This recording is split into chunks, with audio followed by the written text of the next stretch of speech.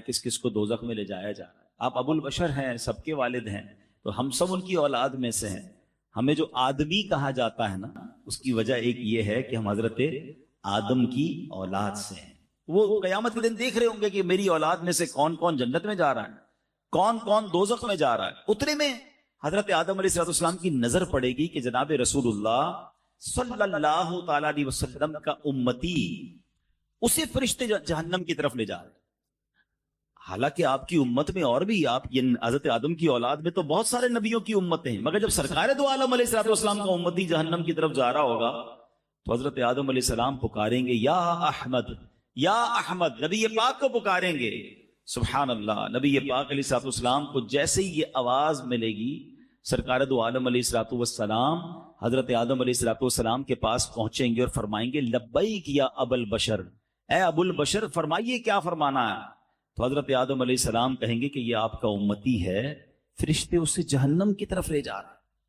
नबी पाक अलैहिस्सलाम फरमाते कि जब मैं ये सुनूंगा तो मैं हजरत आदम अलैहिस्सलाम की सदा सुनकर फरिश्तों के पास जाऊं और आका फरमाएंगे ऐ मेरे रब के फरिश्तों ठहर जाओ।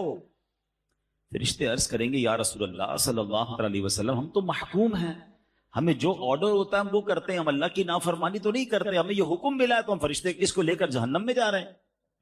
तो अब नबी पाक अलैहिस्सलाम अपने मुबारक हाथों से अपनी दाढ़ी को पकड़कर अर्श इलाही की तरफ रुक करके अर्ज करेंगे ऐ मेरे रब, क्या तूने मुझसे वादा नहीं फरमाया कि मेरी उम्मत के मामले में मुझे गमगीन नहीं करेगा। प्यार तो देखें, अपनी उम्मत से मोहब्बत तो देखें। आका खुद फरमा रहे हैं कि मैं रब की बारगाह में अर्ज करूंगा, ऐ रब तूने मुझसे प्रॉमिस नहीं किया कि मेरी उम्मत के बारे में मुझे गमगीन ना फरमाएगा। अब फरिश्तों को हुक्म दिया जाएगा अतीउ मुहम्मदा, मोहम्मद अलैहिस्सलाम की फरमा बरदारी करो। ये हुक्म मिलते ही क्या होगा, आला हजरत इमाम अहले सुन्नत अपने एक शेर में लिखते हैं, छोड़कर मुझको फरिश्ते कहें महकूम है हम। अब तो हुक्म ऑर्डर बजा लाने का हुक्म मिल गया ना, छोड़कर मुझको फरिश्ते कहें महकूम है हम, हुक्म वाला की ना तामील हो जोहरा क्या है। हुजूर आपका हुक्म नहीं मानेंगे तो किसका मानेंगे। अब नबी पाक फरमाएंगे कि इस बंदे को फिर मीज़ान अमल पर लाओ। अमाल तोले गए होंगे, रिजल्ट अनाउंस हो गया होगा, गुनाह ज्यादा होंगे, जहन्नम में जाने का फैसला हो गया होगा, मगर आका फरमाएंगे फिर मीज़ान पर लाओ, फिर इसकी अमाल तोलो। अब जब उसके अमाल तोले जाएंगे तो नबी पाक अलैहिस्सलाम फरमाते मैं अपनी जेब से एक कागज का टुकड़ा निकालूंगा और उसकी नेकियों के पल्ले पर रख दूंगा। जिसके गुनाह ज्यादा है, नेकियां कम हैं, आका फरमाते अब मैं अपनी जेब से टुकड़ा निकालूंगा कागज का और उसके नामा या माल में नेकियों के पलड़े पर रख दूंगा। नबी पाक फरमाते हैं जैसे ही वो पर्चा रखूंगा उसकी नेकियों का पलड़ा भारी हो जाएगा। अच्छा, अब जैसे ही ये सारा कुछ मंजर होगा तो मैशर में एक शोर बर्पा हो जाएगा, कामयाब हो गया, नेकियों का पलड़ा भारी हो गया, अब इसे जन्नत में ले जाओ। सुभान अल्लाह। इसी कलाम का शेर है ना, सदके इस रहम के इस साया दामन पे निसार, सदके इस रहम के इस साया दामन पे निसार, अपने बंदे को मुसीबत से बचाया क्या। अच्छा, अब ये सारा माजरा तो हो जाएगा, मगर कमाल ये है कि जिस बंदे का ये मामला होगा ना, वो नहीं पहचाना होगा अभी तक कि ये है कौन सी हस्ती जिन्होंने मेरा इस मुसीबत में साथ दिया। ऑर्डर हो चुका है, जहन्नम फरिश्ते ले जा रहे हैं, इन्होंने आकर इंटरसेप्ट किया, मेरी नेकियों का पलड़ा भारी किया, मेरा जन्नत का ऑर्डर निकल आया। तो अब वो फरिश्ते जब जन्नत की तरफ ले जाएंगे ना, अगर रुको तो सही, मुझे पहले इनसे मिलने तो दो, ये है कितनी प्यारी हस्ती, इस मुसीबत में मेरे काम आए हैं। सरकार दो आलम अलैहिस्सलाम की बारगाह में हाजिर होकर वो शख्स अर्ज करेगा मेरे माँ बाप आप पर कुर्बान, आपका चेहरा कितना नूरानी है, आप कितने हसीन हैं, आप कैसे आला अखलाक वाले हैं, आपने मेरे आंसुओं पर रहम खाया है, मेरे गुनाह माफ करवाए हैं। हुजूर अपना तारुफ तो करवाइए, आप कौन हैं। अल्लाह अकबर। सरकार दो आलम अलैहिस्सलाम फरमाते हैं मैं उसे जवाब दूंगा मैं तेरा नबी मोहम्मद सल्लल्लाहु तआला अलैहि वसल्लम हूं, और ये वो तेरा दुरूद पाक है जो तूने मुझ पर पढ़ा था, मैंने आज ही के दिन के लिए तुम्हारे लिए सेव करके रखा हुआ था। अल्लाह अकबर, अल्लाह अकबर। दो बातें सीखने को मिल रही है इस हदीस में। एक कि दुरूद पाक कितनी कमाल की चीज है, ये नेकियों का पलड़ा भारी बनाने वाला अमल है, ये अल्लाह की रिजा हासिल करने वाला अमल है, इससे बिगड़े काम संवर जाते हैं। मगर अनफॉर्चुनेटली प्रॉब्लम यह है کون سا ایسا بیان ہے, کون سی ایسی محفل ہے جس میں درود پاک کے فضائل بیان نہیں ہوتے؟ مگر اگر ہم دیکھیں تو یہاں بہت بڑی تعداد جو ہے پورا پورا دن گزر جاتا ہے, ایک بار بھی درود نہیں پڑھتے ہیں. حالانکہ یہ کثرت سے پڑھنے والا وظیفہ ہے. اگر میں یہاں سے پوچھنا شروع کروں تو سب کا کوئی نہ کوئی پرابلم ہوگا. کوئی بیمار بیٹھا ہوگا, کوئی قرضے میں ہوگا, کوئی کسی ڈیفیکلٹی, کوئی کس پرابلم. سچی بات بتاؤں, ہر درد کی دوا ہے صلی علی محمد. ہر درد کی دوا ہے صلی علی محمد.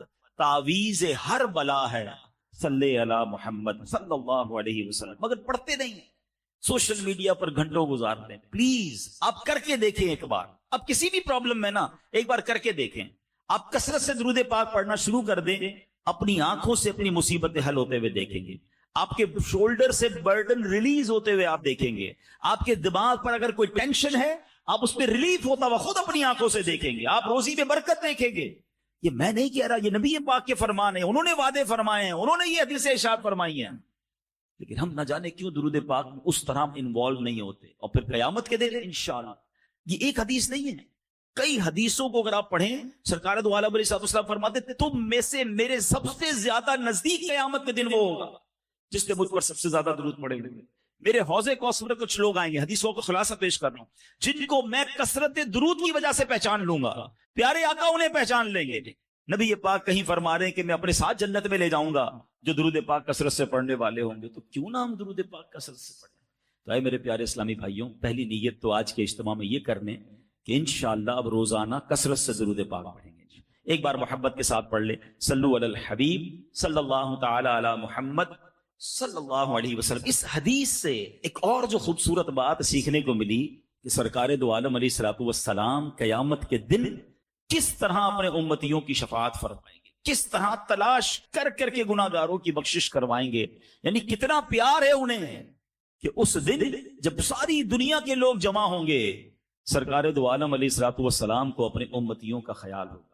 نبی پاک کے بہت سارے کمالات, بہت سارے اوصاف ہم نے سنے ہیں, مگر آج پرٹیکولرلی شفاعت مصطفیٰ صلی اللہ علیہ وسلم, یہ کتنا بڑا انعام ہے اس امت پر. یہ نبی پاک پر بھی انعام ہے کہ ان کو قیامت کے دن کیسی عزت کا مقام عطا کیا جائے گا. ہم سنیں گے آگے بیان میں. اور پھر ہم گناہگاروں پر یہ کتنا بڑا احسان ہے کہ ہم اس نبی علیہ الصلوۃ والسلام کے امتی ہیں جن کو رب نے مقام محمود عطا فرمایا, جو شفاعت کبریٰ فرمائیں گے. آج سنتے جائیے اور ایمان تازہ کیجئے, اپنی محبت میں اور اضافہ کیجئے. اور آخر میں انشاءاللہ بیان کے میں یہ بھی بتاؤں گا کہ وہ کون سے اعمال ہیں اگر اس کو ہم اپنا لیں تو انشاءاللہ شفاعت کے حقدار ٹھہر جائیں گے. انشاءاللہ نبی پاک کی شفاعت ملنا مزید آسان ہو جائے گی. اب ذرا سنیے گا, حضرت حرب بن سریج رحمت اللہ تعالی علیہ فرماتے کہ ایک مرتبہ امام زین العابدین رضی اللہ تعالیٰ عنہ کے شہزادے امام محمد رحمت اللہ تعالی علیہ کی میں خدمت میں حاضر ہوا اور میں نے عرض کی, آل رسول ہیں امام زین العابدین کے صاحبزادے امام محمد, کہ اے پیارے امام, عراق کے لوگ کہتے ہیں کہ قیامت میں نبی پاک علیہ الصلوۃ والسلام شفاعت فرمائیں گے, ذرا یہ فرمائیے کیا یہ شفاعت حق ہے؟ سوال کیا ان سے. تو حضرت امام محمد کیا کہتے ہیں, خدا کی قسم شفاعت حق ہے.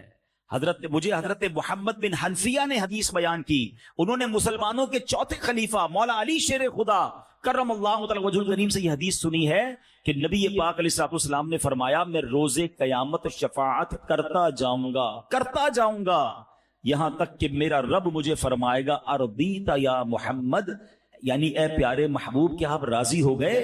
میں عرض کروں گا ربی ارضیت, اے میرے رب میں راضی ہو چکا ہوں.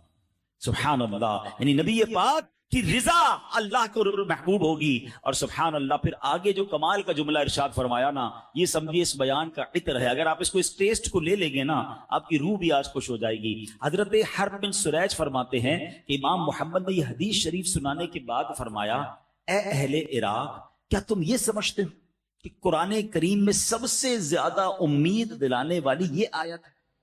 اگر میں اب آپ سب سے سوال کروں کہ قرآن کی وہ کون سی آیت ہے جو سب سے زیادہ امید دلاتی ہے, تو جنہوں نے کچھ قرآن ترجمے سے پڑھا ہے 99% وہ یہ جواب دیں گے کہ ایک آیت ہے جو گناہ گاروں کے لیے بڑی امید والی ہے. وہ کون سی ہے؟ لا تقنطوا من رحمت اللہ. اللہ فرماتا ہے اللہ کی رحمت سے مایوس نہ ہونا, بڑی امید ہے نا اس میں.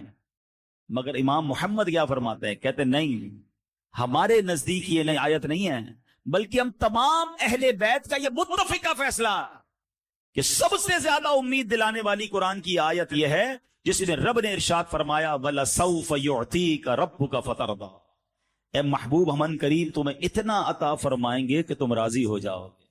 اچھا بڑی کمال کی بات ہے، اس میں تو سرکار دو عالم علیہ الصلوۃ والسلام کو عطا کیا جا رہا ہے نا، اس میں ہمیں کیوں خوش ہونا ہے؟ امت کے لیے کیا انعام ہے؟ اللہ اپنے حبیب سے فرما رہا ہے وَلَسَوْفَ يُعْتِيكَ رَبُّكَ فَتَرْضَىٰ، اے محبوب اب ان قریب تمہیں اتنا عطا فرمائیں گے کہ تم راضی ہو جاؤ گے۔ آپ کو پتہ ہے نبی پاک پر جب یہ آیت نازل ہوئی تو سرکار دو عالم علیہ الصلوۃ والسلام نے کیا فرمایا؟ آقا علیہ الصلوۃ والسلام نے اس وقت فرمایا جب تک میرا ایک بھی امتی جہنم میں ہوا میں راضی نہیں ہوں گا۔ کہتے ہیں یہ آیت سب سے زیادہ امید دلانے والی ہے کہ رب نے اپنے حبیب کو راضی کرنے کا وعدہ فرمایا، اور حبیب پاک نے اپنی امت سے کیا وعدہ کر لیا کہ میں راضی نہیں ہوں گا جب تک میرا ایک ایک امتی جہنم سے باہر نہ نکال لوں۔ اے میرے پیارے اسلامی بھائیوں، اب ذرا غور کیجئے، دنیا میں اگر ہمیں کسی کو بلینک چیک دے دیا جائے کہ مانگیے کیا مانگنا ہے، آفر کوئی کرے کہ بتاؤ کیا چاہیے، تو ہمیں تو شاید اپنے ہی لوگ یاد آئیں گے، اپنے گھر والے یاد آئیں گے، اپنے فیوچر پلانز یاد آئیں گے۔ اللہ نے گویا نبی پاک کو اس آیت میں بلینک چیک عطا فرمایا وَلَسَوْفَ يُعْتِيكَ رَبُّكَ فَتَرْضَىٰ، اے محبوب ان قریب تمہارا رب تمہیں اتنا دے گا کہ تم راضی ہو جاؤ گے۔ آقا اپنے لیے مانگتے، اپنی آل کے لیے، اپنی فیملی کے لیے۔ اے امتیوں ہم سے کتنا پیار ہے، جب تک ایک بھی امتی جہنم میں ہوگا میں رب سے راضی نہیں ہوں گا، یعنی میں اس کو جہنم سے نکال لوں گا۔ اے میرے پیارے اسلامی بھائیوں، شفاعت کے بارے میں عقیدہ کیا ہونا چاہیے یہ بڑا ضروری ہے، اپنا بلیف سمجھ لیں۔ ایز اے مسلم ہمارا شفاعت کے بارے میں ہمارا عقیدہ کیا ہونا چاہیے؟ یاد رکھیے کہ ہمارے پیارے آقا علیہ الصلوۃ والسلام قیامت کے دن شفاعت فرمائیں گے، آپ کی شفاعت قبول کی جائے گی، اس کا عقیدہ رکھنا یہ واجب ہے، ٹھیک ہے؟ شفاعت مصطفیٰ کا انکار کفر ہے۔ کیوں کفر ہے؟ کہ شفاعت کا جو انکاری ہے وہ قرآن کی آیتوں کا انکاری ہے، وہ حدیثوں کا انکاری ہے، کیونکہ قرآن میں واضح طور پر محبوب پاک کی شفاعت کا بیان ہے۔ اب میں چند قرآن پاک کی آیتیں اور چند حدیثیں بیان کرتا ہوں کہ کہاں کہاں نبی پاک کی شفاعت کا بیان ہے۔ ایک تو یہی آیت وَلَسَوْفَ يُعْتِيكَ رَبُّكَ فَتَرْضَىٰ، اے محبوب ان قریب تمہارا رب تمہیں اتنا دے گا کہ تم راضی ہو جاؤ گے۔ اور نبی پاک کا یہ فرمانا کہ جب تک ایک امتی بھی جہنم میں ہوا میں راضی نہ ہوں گا، یہ پہلی آیت۔ اب دوسری سنیے، اللہ کریم ارشاد فرماتا ہے 26ویں پارے میں سورہ محمد آیت نمبر 19، ارشاد ہوا وَاسْتَغْفِرْ لِذَنبِكَ وَلِلْمُؤْمِنِينَ وَالْمُؤْمِنَاتِ، آسان ترجمہ قرآن کنز العرفان۔ اور اے حبیب اپنے خاص غلاموں اور عام مسلمان مردوں اور عورتوں کے گناہوں کی معافی مانگو۔ اب ذرا غور کیجئے، معاف کرنے والا کون ہے؟ رب ہے۔ جس نے معاف کرنا ہے وہ خود ہی نبی پاک کو کیا فرما رہا ہے کہ اپنی امت کے لیے مجھ سے استغفار کر لو تاکہ میں ان سب کی بخشش فرما دوں۔ اب بتائیے کیا نبی پاک رب کا کوئی فرمان ٹال سکتے ہیں؟ اس کا مطلب یہ ہوا کہ رب ہی نے فرمایا ہے کہ اے محبوب اپنی امت کی مجھ سے سفارش کرو، ان کے لیے استغفار کرو۔ تو قرآن کی یہ آیت بھی بتا رہی ہے کہ نبی پاک کو شفاعت کا حق عطا فرمایا، شفاعت کا تحفہ عطا فرمایا گیا۔ اور سبحان اللہ، اب آئیے پارہ 15 سورہ بنی اسرائیل آیت نمبر 79 میں ارشاد ہوتا ہے عَسَىٰ أَن يَبْعَثَكَ رَبُّكَ مَقَامًا مَحْمُودًا۔ کتنی خوبصورت آیت ہے۔ اللہ فرماتا ہے قریب ہے کہ آپ کا رب آپ کو ایسے مقام پر فائز فرمائے گا کہ جہاں سب تمہاری حمد کریں گے۔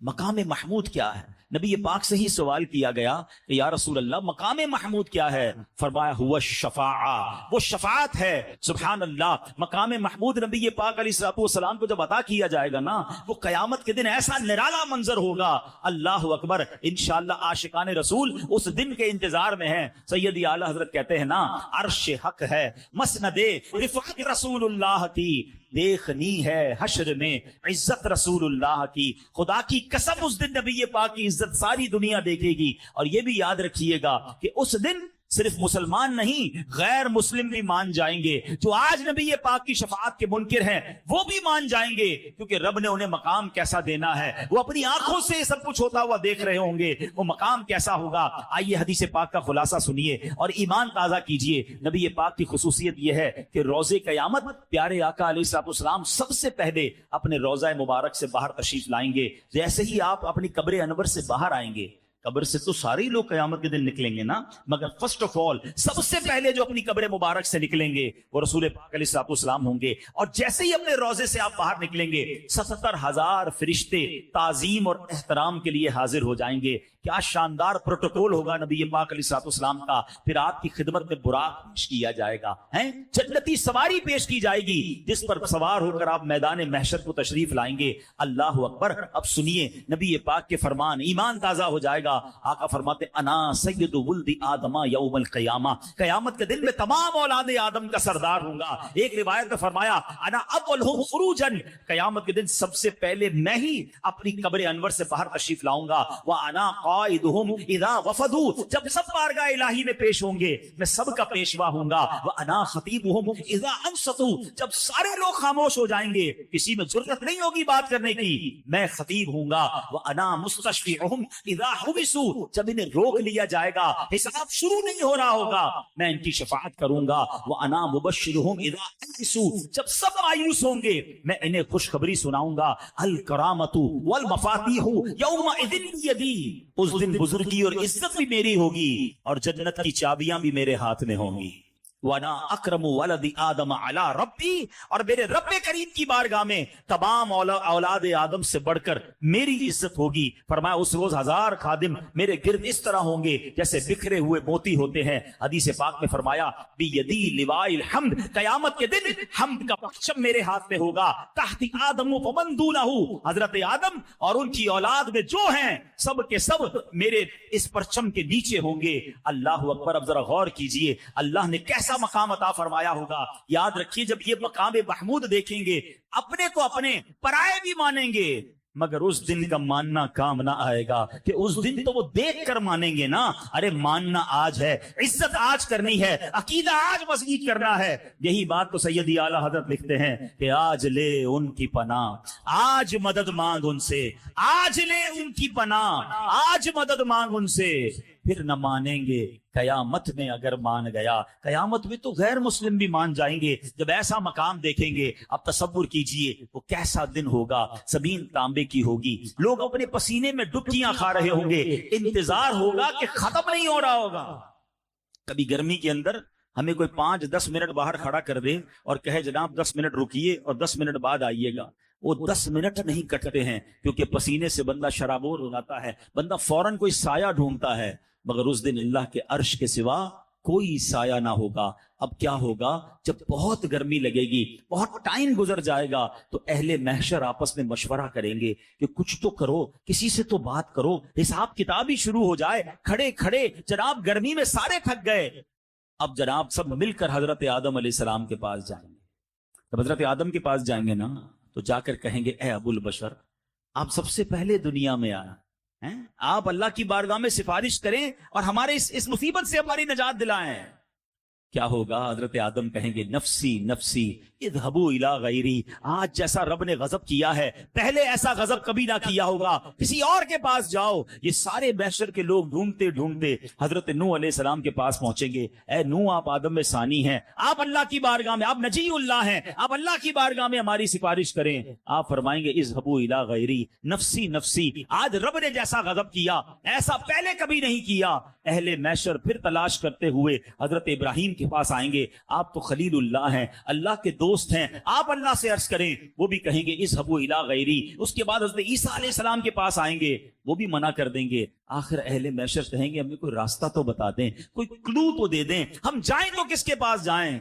जब ये सब घूम फिर कर हजरत ईसा के पास आएंगे ना, हजरत ईसा कहेंगे एक ही शख्सियत है जो आज मदद कर सकती है, वो अल्लाह के आखिरी नबी हैं, वो रहमतुल लिल आलमीन हैं, जनाबे रसूलुल्लाह सल्लल्लाहु अलैहि वसल्लम के पास चले जाओ, वो तुम्हारी मदद करेंगे, उन्हीं के हाथ में शफाअत का दरवाजा है। अल्लाह अकबर। अब ये अहले महशर जब हजरत जनाबे रसूलुल्लाह सल्लल्लाहु अलैहि वसल्लम के पास आएंगे, तो मेरे आका अलैहिस्सलाम ये ना कहेंगे इज़हबू इला गैरी, आका फरमाएंगे अना लहा अना साहिबुकुम, आओ मेरे गुलामों, आज मैं इसी दिन के लिए हूं। सुभान अल्लाह। इसी मंजर को किस खूबसूरत अंदाज में मौलाना हसन नदा खान साहब लिख دیکھتے ہیں نا, وہ دیکھتے ہیں کہیں گے اور نبی اذهبوا الی غیری, کہیں گے اور نبی اذهبوا الی غیری, میرے حضور کے لب پر انا لہا ہوگا, میرے حضور کے لب پر انا لہا ہوگا, دکھائی جائے گی محشر میں شان محبوبی کہ آپ ہی کی خوشی آپ کا کہا ہوگا. اب کیا ہوگا ذرا سنیے, نبی پاک کے پاس جب اہل محشر پہنچیں گے نا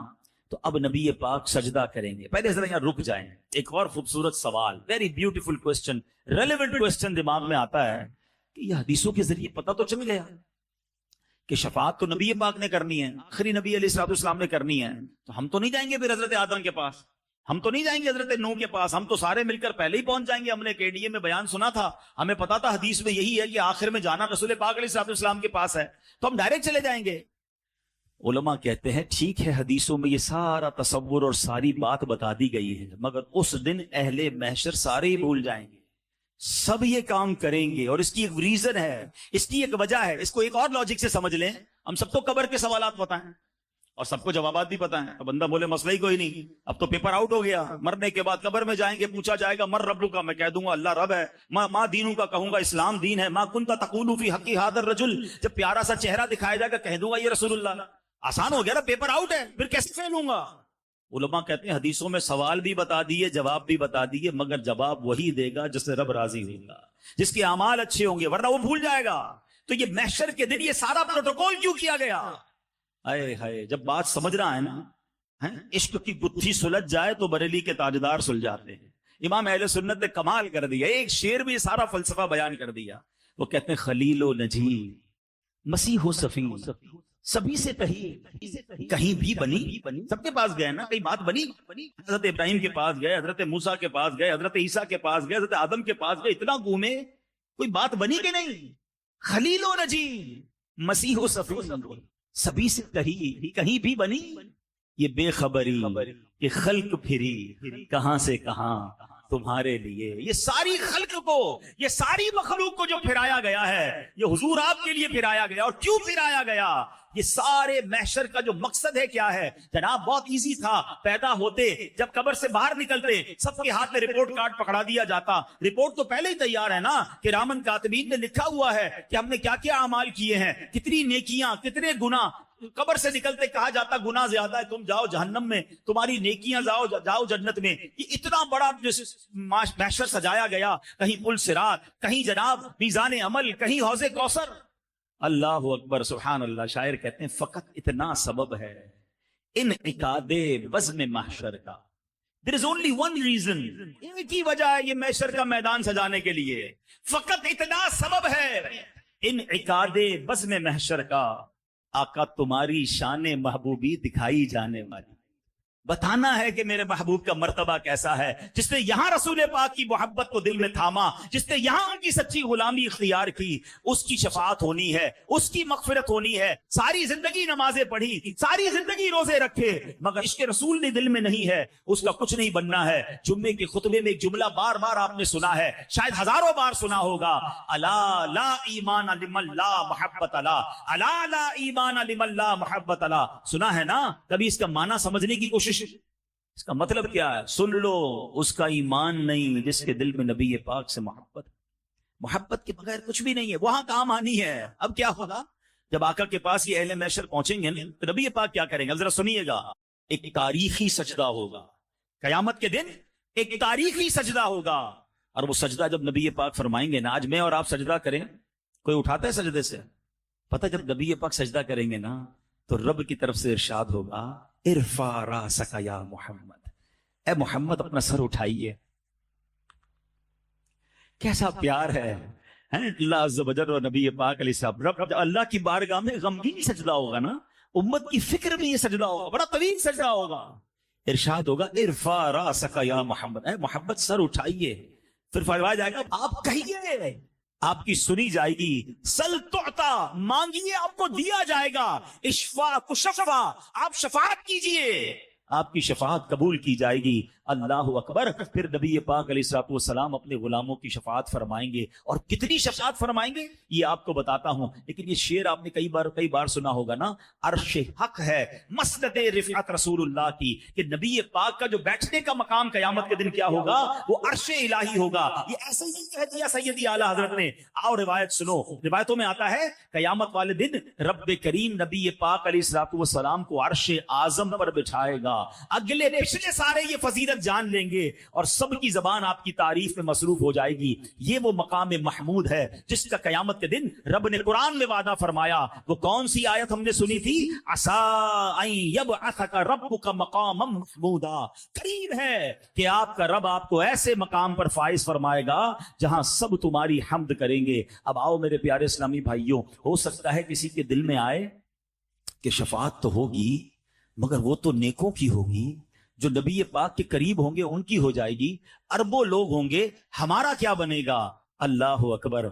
ऐसे ही नहीं, नबी पाक हमारे इतने प्यारे आका हैं, ऐसे उम्मत के गमखार हैं, ऐसे फिक्रमंद हैं। सुनो, नबी पाक अलैहिस्सलाम फरमाते, मुझे दो बातें, मुझे इख्तियार दिया गया कि दो बातें हैं, ऑप्शन दिया कि या तो आपकी आधी उम्मत को जन्नत में दाखिल कर दिया जाएगा या आप शफाअत ले लें। सुनिएगा हदीस पर, there were two options, या तो हाफ ऑफ योर उम्मत विल गो इन जन्ना, आपकी आधी उम्मत बख्श दी जाए, या आप शफाअत ले लें।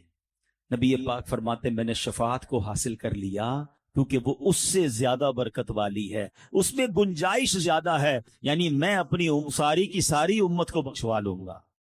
एक और जगह नबी पाक अलैहिस्सलाम फरमाते हैं, शफाअती लिल हालिकीन मिन उम्मती, शफाअत मेरी उम्मत के उन लोगों के लिए है जिन्हें गुनाहों ने हलाक कर दिया। मेरे आका गुनाहगारों को तलाश कर करके शफाअत फरमाएंगे। सुभान अल्लाह। मौलाना हसन रजा खान साहब इसी की कैफियत को बयान करते हैं ना, वो कहते हैं, वो पाक दिल के नहीं जिसको अपना अंदेशा हुजूम में फिक्रो तरद्दुद में गिर गया होगा। उस दिन सारे लोग रो रहे होंगे, घबराए हुए होंगे, हमारा क्या होगा? अरे नबी पाक तो बख्शे है ना, मगर उनके दिल पर भी फिक्र होगी, वो भी रंज में होंगे। वो अपने लिए नहीं, वो किसके लिए? वो उम्मत के लिए गमजदा होंगे। फरमाते हैं, मैं अल्लाह की बारगाह में खड़ा रहूंगा, अपने मिंबर पर नहीं बैठूंगा। हर नबी के लिए मिंबर बनाया गया होगा, मगर मैं रब की बारगाह में इसलिए खड़ा रहूंगा कि मुझे ये डर होगा कि कहीं मुझे जन्नत में ना भेज दिया जाए और मेरी उम्मत पीछे ना रह।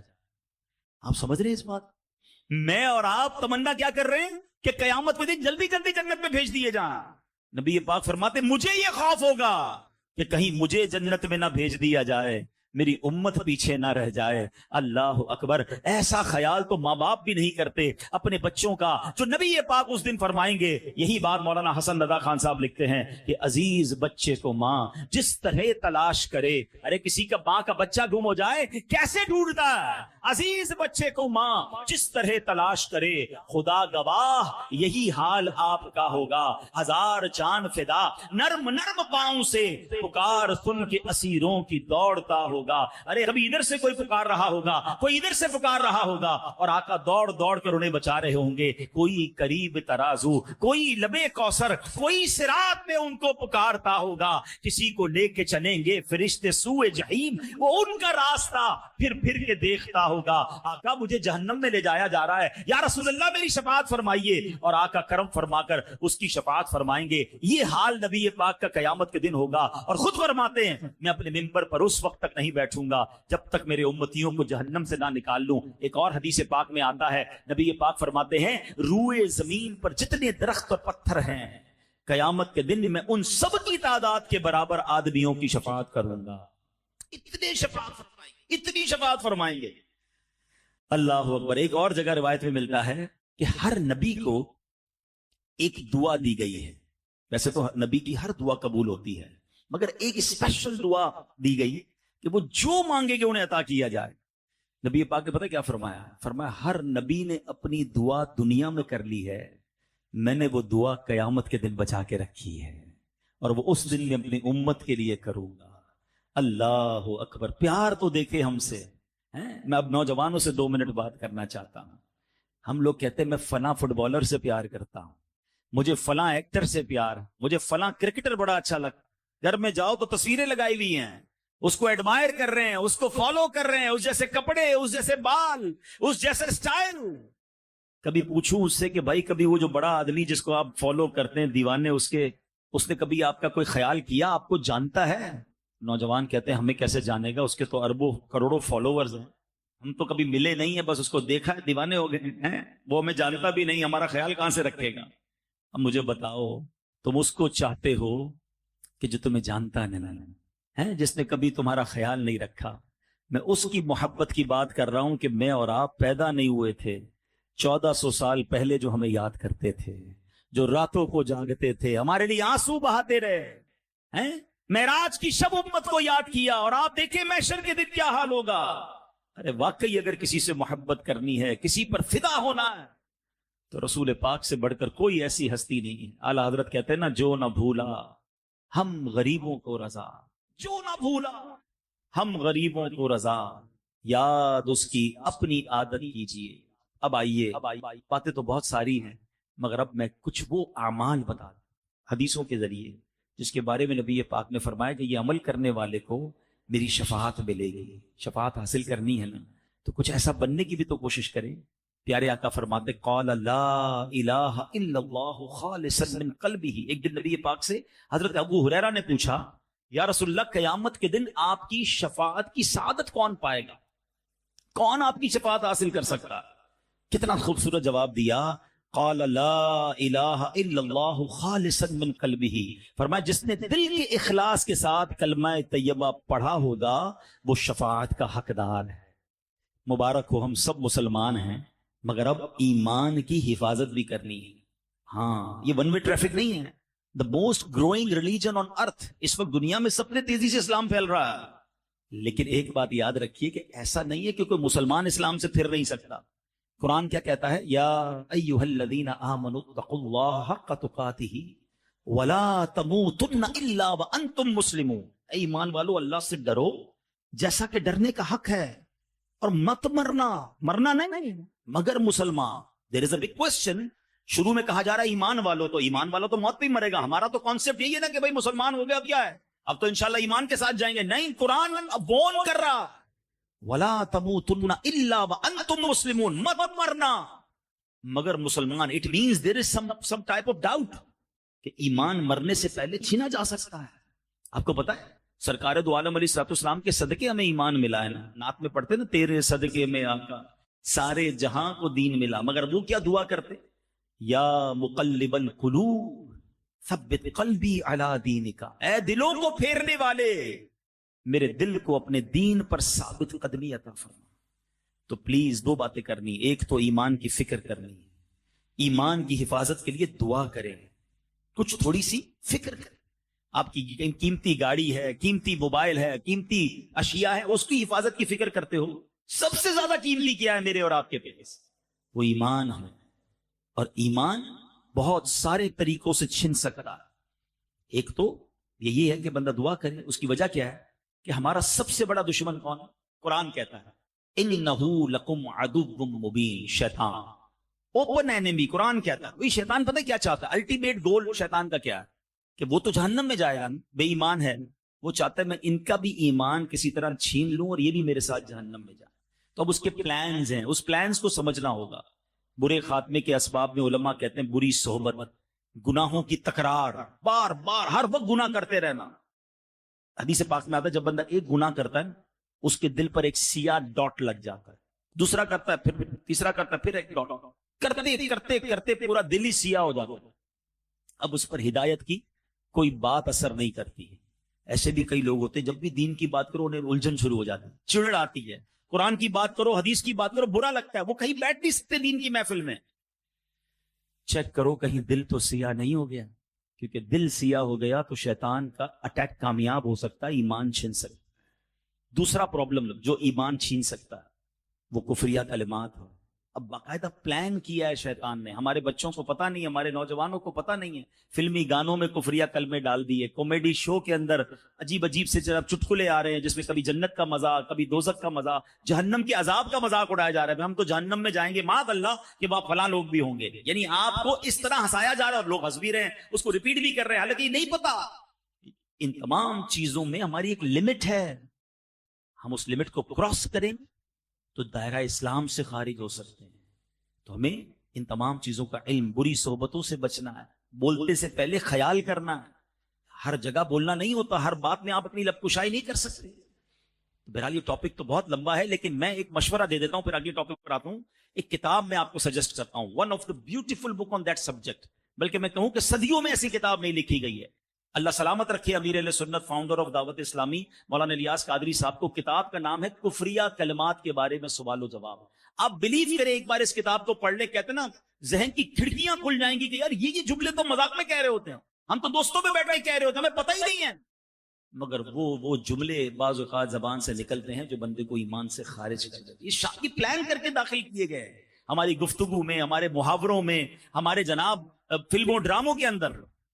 ایمان کی فکر کریں، ولا تموتن الا وانتم مسلمون، مت مرنا مگر مسلمان. اب بھی ہو سکتا ہے کسی کے ذہن میں خیال ہے کہ یار یہ مولانا صاحب نئی بات لے آئے، بھائی یہ کہاں ایمان کیسے ختم ہوگا، بھائی مسلمان ہیں، مسلمان ہو کے بھی ایمان سے جائیں گے.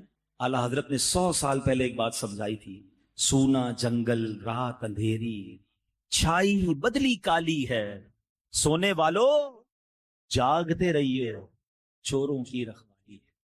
آج ہو کیا گیا ہے کہ قرآن کی انٹرپریٹیشن کرنے، حدیث بیان کرنے، دین بیان کرنے نت نئے لوگ آ رہے ہیں جو کہیں سے علم دین سیکھا نہیں ہے، چند کتابیں پڑھ لی، چند لاجکس پڑھ لی، اور لوگ ان کی باتیں سن رہے ہیں. اور یہی تو وہ ایمان کے ڈاکو ہیں کہ جو آپ کے دل میں ایک ایسی سوئی چبو دیں گے کہ کسی کو اولیاء کرام سے دور کریں گے، کسی کو صحابہ سے دور کریں گے، کسی کو علماء سے دور کریں گے.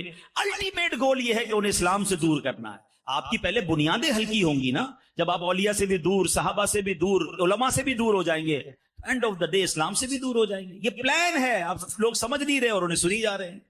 تو ہمیں دین بھی ان سے سیکھنا ہے جو باقاعدہ سرٹیفائیڈ عاشق رسول علماء کرام، تاکہ ہمارے دین کی اساس مضبوط رہے. کبھی آپ نے یہ کیا کہ آپ کا گھر بنانا ہو اور آپ کہیں یار ڈاکٹر دوائی بڑی اچھی دیتا ہے، جب جاتا ہوں علاج ٹھیک ہو جاتا ہے، چلو گھر بھی اسی سے بنا لیتا ہوں. آپ کہیں گے نہیں یار ڈاکٹر اچھا ہے مگر بلڈر نہیں ہے. ایک بلڈر سے گھر بنایا، اس نے گھر بہت اچھا بنایا، اس نے کہا گھر بڑا اچھا بنایا، بقرعید میں جانور بھی اسی سے کٹوا لیتا ہوں. کہ نہیں یار وہ کسائی تھوڑی ہے، وہ بلڈر ہے. تو یو نو کہ جس کا جو کام ہے وہ اس سے سیکھتے ہیں. دین بھی اس سے سیکھے نا، کہ جو دین کا ایکسپرٹ ہو. جس کی جو مرضی سوشل میڈیا پر آ کر بیان شروع کیا، ہم نے سننا شروع کیا اور کنفیوز ہونا شروع کیا. یہی تو پلان ہے کہ کہیں کوئی کوشش کر رہا ہے ان کے دل سے عشق رسول نکال آ رہے ہیں، کوئی کوشش کر رہا ہے اولیاء کی محبت نکال دیں، کوئی کوشش کر رہا ہے صحابہ کی محبت نکال دیں، کوئی چاہتا ہے اہل بیت امام حسین کی محبت دل سے نکالے. سارے پلانز ہیں. دیکھیے ہمیشہ کوئی نہیں کہے گا اللہ کی محبت دل سے نکالو، کوئی نہیں کہے گا اسلام سے پھر جاؤ. وہ پہلے آپ کی بنیادیں کاٹ رہے ہیں کہ ایک ایک کر کے یہ ساری بنیادیں کٹیں. آخری الٹیمیٹ گول ایمان ہے. تو پلیز ان چالوں کو سمجھیے. اعلیٰ حضرت نے کہا تھا آنکھ سے کاجل صاف چرا دیں، یہاں وہ چور ملاتے ہیں، تیری گٹھڑی تاکی ہے اور تو نے نیند نکل. آنکھ سے کاجل کون چرا سکتا ہے؟ اتنے شاطر ہیں کہ کاجل بھی چوری ہو جائے گا، آنکھ کو پتہ بھی نہیں چلے گا. یہی ہو رہا ہے کہ دین کے نام پر ایمان چھیننے کی کوشش ہو رہی ہے. But nobody care. ایسا نہ کریں. علماء کرام سے مربوط رہیں، عاشقان رسول علماء کرام کی صحبت اختیار کریں، انشاءاللہ ایمان مضبوط رہے گا. اور باتیں تھیں مگر میں ایک عشق والی بات پر اب اپنا بیان ختم کرتا ہوں. شفاعت حاصل کرنی ہے نا، تو ایک ایسی جگہ ہے جہاں چلے جاؤ شفاعت واجب ہو جائے گی. آقا فرماتے من زار قبری وجبت لہو شفاعتی، جس نے میرے روزے کی زیارت کی اس پر میری شفاعت واجب ہو گئی. آئے ہائے، یہ وہ دربار ہے جہاں جاؤ تو شفاعت واجب ہو جاتی. اچھا مدینے کی زندگی بھی نرالی، مدینے کی موت بھی نرالی. آقا فرماتے تم میں سے جس سے ہو سکے مدینے میں مرے، کہ جو مدینے میں مرے گا میں اس کی شفاعت کروں. ادھر کی موت بھی نرالی. اعلیٰ حضرت کہتے ہیں نا طیبہ میں مر کے ٹھنڈے چلے جاؤ آنکھیں بند، سیدھی سڑک یہ شہر شفاعت نگر کی ہے. تو مدینے جایا کیجیے اور یاد رکھیے، اس کی تڑپ رکھیے، اس کی دعا کیجیے، اس کی التجا کیجیے. اگر کوئی مجھے غریب سن رہا ہے نا، اب دل میں یہ خیال آ رہا ہے کہ یار مدینے تو امیر جا سکتے ہیں، اتنے سارے پیسے، پاسپورٹ، ٹکٹ، تو یہ آپ کی بھول ہے. مدینہ پیسے سے نہیں جاتا. ہاں میں نے اربوں پتی دیکھے ہیں، ساری دنیا دیکھی ہے، مدینہ نہیں دیکھا. اور کئی غریب دیکھے ہیں جن کے پاس رہنے کو گھر نہیں ہے، آقا نے کئی بار انہیں مدینہ دکھا دیا ہے. کہاں کا منصب، کہاں کی دولت، قسم خدا کی ہے یہ حقیقت ہے، جنہیں بلایا ہے مصطفیٰ وہی مدینے کو جا رہے. مدینے جانے کے بہانے ڈھونڈا تھا. ہاں مدینے نہ جانے کے بہانے نہیں ڈھونڈا کرو. لوگ کہتے ہیں یار ابھی ذرا کاروبار سیٹ ہو جائے, تھوڑی بچی کی شادی ہو جائے, فلاں کام اٹکا ہے, جیسے ٹھیک ہوگا پھر جاؤں گا عمرہ کرنے, پھر جاؤں گا حج کرنے, پھر جاؤں گا مدینے. اعلیٰ حضرت کہتے ہیں نا پھر نہ کروٹ لی مدینے کی طرف, پھر نہ کروٹ لی مدینے کی طرف. ارے چل جھوٹے بہانے, وہاں کے لیے تو بہانہ تلاش کرے. آپ کو مثال کے طور پر پلاٹ پسند آ جائے, آپ گھر کی کوئی چیز بیچ کے پلاٹ لے لیتے ہیں. کوئی گاڑی خریدی ہے, بندہ کہتا ہے زیور بیچ لو, گاڑی لینا ہے. مدینے کے لیے بھی ایسے ہی کیا کرو, کچھ آگے پیچھے کرنا بھی پڑے نا, چلے جایا کرو مدینے. اور یہ نہ سوچو یہ کام سدھرے گا پھر جاؤں گا, یہ کام نپٹے گا پھر جاؤں. ارے ادھر جاؤ, سارے کام نپٹتے ادھر سے ہیں. مٹتے ہیں جہاں بھر کے آلام مدینے میں, بگڑے ہوئے بنتے ہیں سب کام مدینے. میں نے امیروں سے زیادہ سخی غریبوں کو دیکھا. کچھ غریب تو کمال کرتے ہیں, اور صحیح بتاؤں جیسا غریب مدینے پہنچتا ہے نا اس کا صدقہ مل جائے. میں کئی ایسے غریبوں کو دیکھا. ایک بار میں نے ایک سے پوچھا, میں نے کہا یار مدینے آئے ہو کیسے آئے؟ جوڑ کے جو کچھ تھا نا سب خرچ کر دی. میں نے کچھ بھی نہیں, بولے کچھ بھی نہیں, جو تھا کچھ چیزیں تھی وہ بھی بیچ دی. میں نے کہا اب کہتے لینے آیا ہوں, خالی کر کے آیا ہوں, اب لینے آیا ہوں. اور اس گلی میں آیا ہوں کہ اس گلی کا گدا ہوں میں جس میں مانگتے تاج داج. یہ کمال کرتے ہیں, یہ سب کچھ ختم کر کے پہنچ جاتے ہیں مکے مدینے. اب بھر کے آتے ہیں. امیر یہی سوچتا رہتا ہے 3 لاکھ کا ٹکٹ ہو گیا, 50,000 کا ویزا ہو گیا, ابھی اتنے, حالانکہ کروڑوں لاکھوں روپے ادھر ادھر خرچ ہو رہے ہوں گے. مکے مدینے حج کا خرچہ ہی چبھ رہا ہوتا ہے ان کو. یہ مت کرنا, یہ رہ جائے گا. اور یہ نصیب والوں کو ملتا.